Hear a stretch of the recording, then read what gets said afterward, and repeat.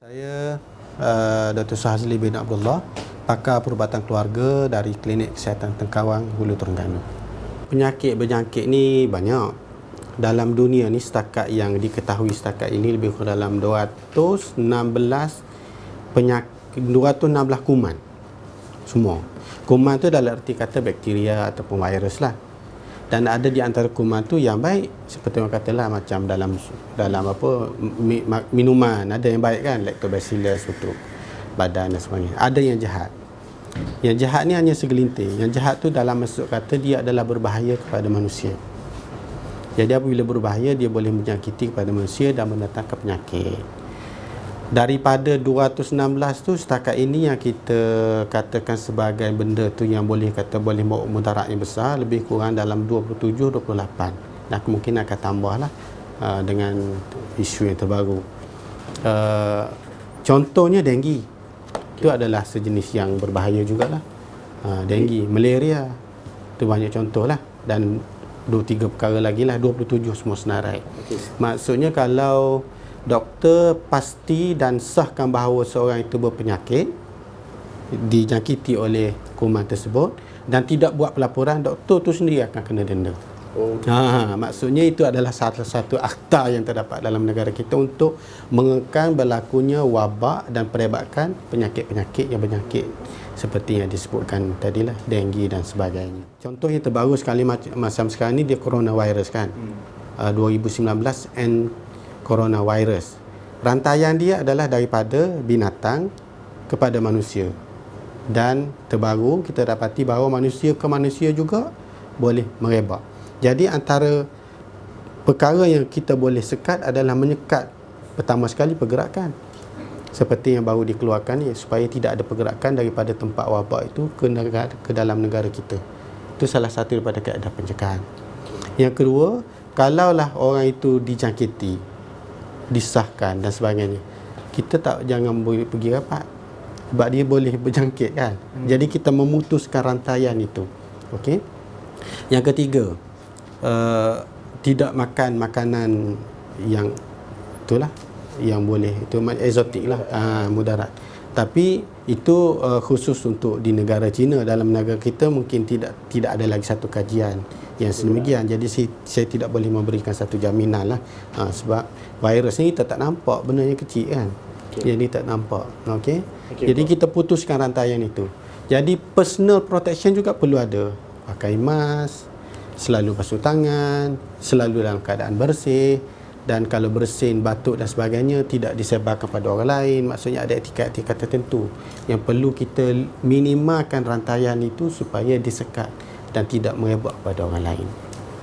Okey. Sekarang ni kita digemparkan dengan influenza, virus. Ya, betul. Daripada segi penyakit tu sendiri, macam mana sebenarnya simptom penyakit dan juga apa yang boleh berlaku?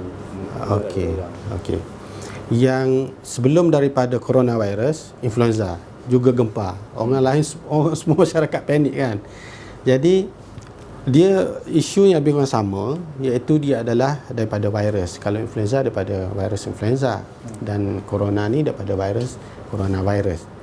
Dia dua-dua ni yang kita bincangkan sekarang ni, walaupun banyak lagi penyakit yang lain, virus yang lain, tapi yang kita bincang ni influenza dengan coronavirus ni, dia jangkitan ni melalui droplet ataupun melalui pernafasan. Maksudnya kalau kita duduk bersama sini dengan dalam suasana yang tertutup, dalam kita bercakap, bernafas, dari percakapan kita, pernafasan kita mengeluarkan udara dan mengeluarkan setengah keluar tersembur helio dan sebagainya. Jadi di situ juga kaedah mereka merebak dengan cepat. Jadi dia melalui droplet ataupun pernafasan. Walaupun kita tak nafikan ada di antaranya yang kita katakan bahawa ia juga boleh melekat di utensil, di barang-barang yang berada di sekitar. Contohnya benda ni, contohnya telefon, tapi dia tidak akan kekal lama di sini. Jadi tak akan kekal lama. Sebab tu ada setengah daripada pihak mengatakan bahawa semua kena sembuh, dia punya sanitizer. Tak perlu sampai ke tahap was-was sampai tahap tu. Maksudnya dia tak akan hidup lama di sini. Pun begitu, kita juga perlu ambil nasihat supaya untuk mengelakkan rantaian itu. Contohnya tangan kita paling banyak digunakan untuk krunilan dan sebagainya kan. So tangan kita perlu dibasuh sentiasa supaya ia tidak merebak ke mana-mana. Dalam tempoh tertentu dia akan mati, akan mati. Tapi inilah kaedah yang kita boleh buat lah. Tanda-tandanya adalah dia apabila dijangkiti oleh virus tersebut, dia boleh jadi batuk, selsema, demam. Ini ada tiga tanda utama lah. Tiga tanda utama daripada sama ada influenza ataupun MERS-CoV ataupun simptom dia sama. Okey. Kesan buruk daripada macam influenza boleh menyebabkan apa, dan coronavirus boleh menyebabkan apa pula? Kalau influenza, dia punya mekanisme virus tersebut dia lebih menyerang kepada otak. Sebab tu kebanyakan daripada kes influenza dia akan menyebabkan meningitis. Manakala bagi coronavirus dia lebih menyerang pada paru-paru, dan kebanyakan daripada pesakit end up dengan kegagalan fungsi paru-paru.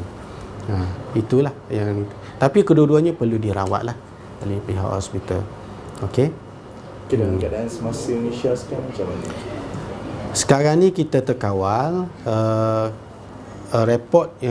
laporan yang terbaru mendapati bahawa 3 kes dan 1 yang baru semalam dilaporkan, 4 kes semua tu adalah kes daripada negara luar, daripada China lah. Maksudnya perebakan orang tempatan masih lagi terkawal dan tidak ada yang positif. Cuma yang jadi panik, kenapa jadi panik? Sebab dia konsep begini, dalam kesihatan ni kita kalau boleh kita nak sekat apa-apa itu daripada awal. Jadi mana-mana kes, mana-mana pelancong, sama ada daripada China sendiri ataupun orang kita pergi ke China balik dan berada di kawasan wabak, jadi kita kira ia sebagai salah satu daripada kontak yang berada di sana. Kontak maksudnya ada hubungan dengan orang sana, walaupun kita tak tahu bahawa sana tu positif atau tidak kan. Tapi buat masa ini di Wuhan utama sekali, di China itu dikira sebagai tempat yang wabak. So mana-mana orang yang hadir daripada tempat yang wabak, kita katakan dia tu disyaki, bukan positif, disyaki. Jadi apabila disyaki, kita akan menjalankan beberapa measures, beberapa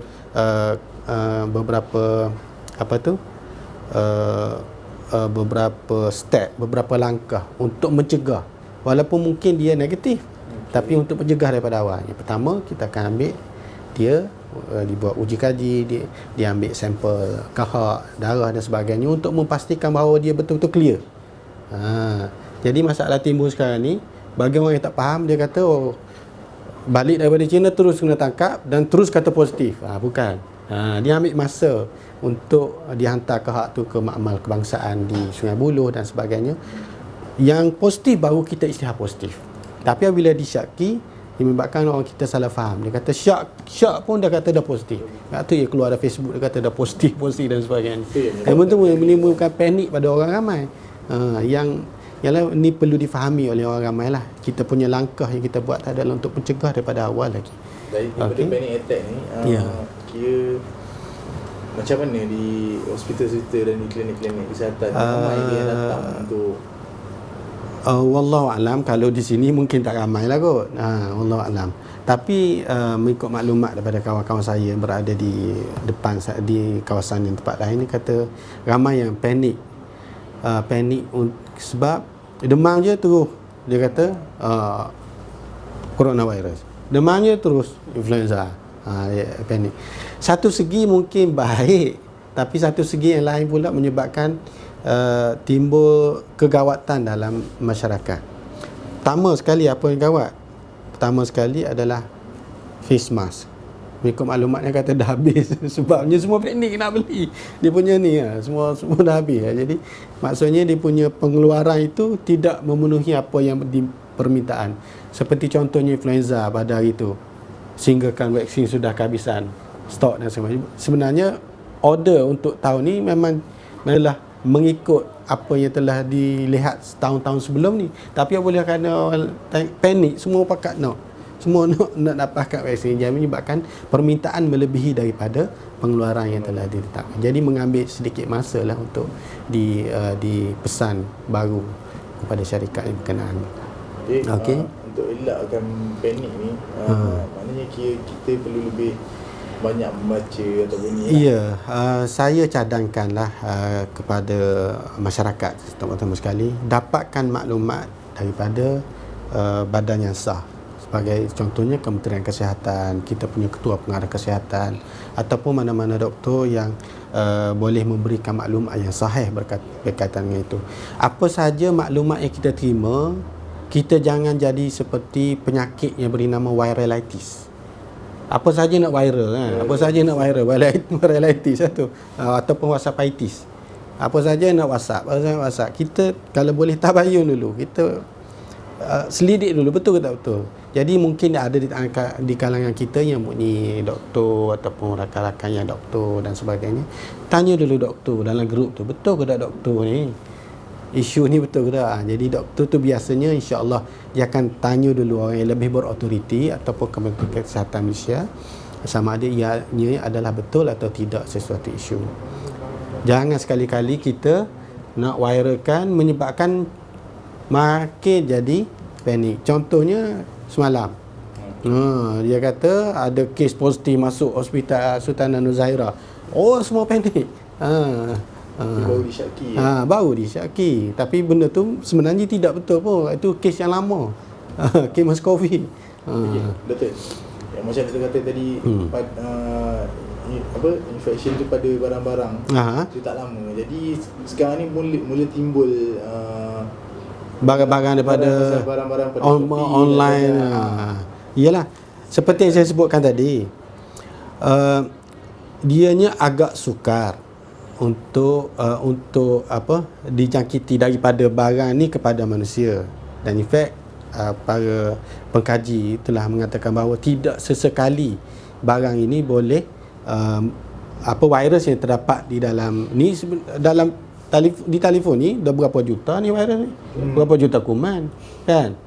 Tapi setakat inilah tidak ada lagi yang mengatakan bahawa ia boleh menjangkiti. Tapi secara umumnya kita kalau boleh barang kita nak bersih kan. Kebersihan itu penting. Maksudnya tangan yang kita pakai guna dan sebagainya perlu bersih. Dan tak perlulah basuh barang ni. Kalau basuh beli baru pun. Maksudnya kita sentiasa lah bersih lah, dalam keadaan bersih. Yang menjadikan ia bersih apa? Tangan kita lah. Sebab kita yang memegang dia kan. Jadi setakat ini tidak ada lagi kajian ataupun sejarah mengatakan bahawa barang-barang itu boleh menjadi penyebab atau pencetus kepada penyakit lah. Tidak ada lagi. Walaupun ada yang kata patutnya kita sekat barang itu masalah timbul tu. Sebab orang dia panggil overreact. Kita terlebih-lebih dalam memberi nasihat dan sebagainya menyebabkan orang lain semua panik. Ialah dari satu sudut mungkinlah sekat barang-barang tu down jugalah kita punya perniagaan orang sana kan. Bukan kita nak sokong sangat pun, tapi janganlah sampai ke tahap itu menyebabkan kita menakut-nakutkan. Maknanya overreaction lah pada itu. Okey. Betul. Langkah pencegahan pula. Secara untuk masyarakat yang umum, untuk orang awam. Okey, masyarakat awam. Yang pertama sekali, cegah diri kita daripada menjadi bahan viral. Maksudnya apa saja coronavirus. Contohnya jatuh kat supermarket semalam kan. Oh, coronavirus. Pastikan dulu betul atau tak betul. Yang pertama sekali. Yang kedua ialah bukan semata-mata coronavirus, tapi penyakit yang berlaku dalam masyarakat sekarang ni macam influenza memang ada dalam negara kita kan. Sebelum coronavirus, influenza kan. Jadi di situ kalau boleh limitkan kita punya pergerakan di tempat-tempat yang umum. Kalau terdesak ataupun memang penting untuk beli barang, tak ada masalah untuk pergi, tapi kalau boleh limitkan. Dan yang kedua, face mask. Kita pakai face mask supaya apa yang kita hidu, yang kita sedut itu tidak masuk, dan apa yang ada dalam mulut kita tidak keluar. Okey. Dan yang ketiga adalah basuh tangan lah, sentiasa basuh tangan, minum air dengan banyak, dan jika ada kawan ataupun orang yang disyaki influenza, coronavirus, limitkan ziarah. Walaupun mungkin boleh ziarah family, tapi kalau boleh dijauhkan daripada buat sementara waktu, bukan untuk mengasingkan atau mensisihkan mereka, tapi buat sementara waktu dijarakkan supaya kita memutuskan rantaian itu, tidak berlaku jangkitan silang dan sebagainya. Okey. Bagi orang-orang yang macam uniform, pemandu pelancong yang terlibat memang betul dengan terlibat dengan orang. Ya. Yang paling perlu kita jaga adalah personal protection, seperti yang saya sebutkan ni, personal protection. Kita tak boleh halang orang nak mari, kan? Jadi kita punya personal protection perlu adalah. Contohnya kalau influenza, bagi frontliner itu ada vaksin yang boleh ambil di swasta untuk mendapatkan protection daripada jangkitan influenza itu sendiri, insya-Allah. Okey. Secara kesimpulannya lah, kita punya cara untuk atasi coronavirus dan influenza dalam negara kita, boleh Dr. simpulkan sikit apa lagi yang perlu kita ambil langkah, ataupun apa lagi yang perlu kita alert supaya benda ni boleh berakhir dengan masa yang cepat lah. Ya. Satu langkah yang agak baik seperti mana yang telah diisytiharkan oleh Perdana Menteri semalam, yang menyekat kemasukan pelancong daripada China. Itu salah satu langkah yang agak baguslah. Seperti mana yang kita tahu daripada sirah Nabi sallallahu alaihi wasallam sendiri pun, apabila Sayyidina Umar nak masuk kepada satu wilayah yang di sana ada taun, di mana Sayyidina Umar tidak masuk di atas dasar pencegahan itu. Okey. Yang kedua, sentiasa dapatkan maklumat yang betul. Insya-Allah dalam Kementerian Kesihatan itu sendiri terdiri daripada pakar-pakar yang sentiasa update apa sahaja isu, terutama sekali berkaitan dengan coronavirus ini, dan memberi nasihat bagaimana cara untuk mencegah dan sebagainya. Dan insya-Allah dalam masa yang sama di hospital-hospital itu sendiri insya-Allah boleh membantu kita untuk merawat pesakit-pesakit jika ada yang positif dan sebagainya, bagi mengelakkan wabak ini terus menjadi wabak dalam negara kita. Allahu a'lam.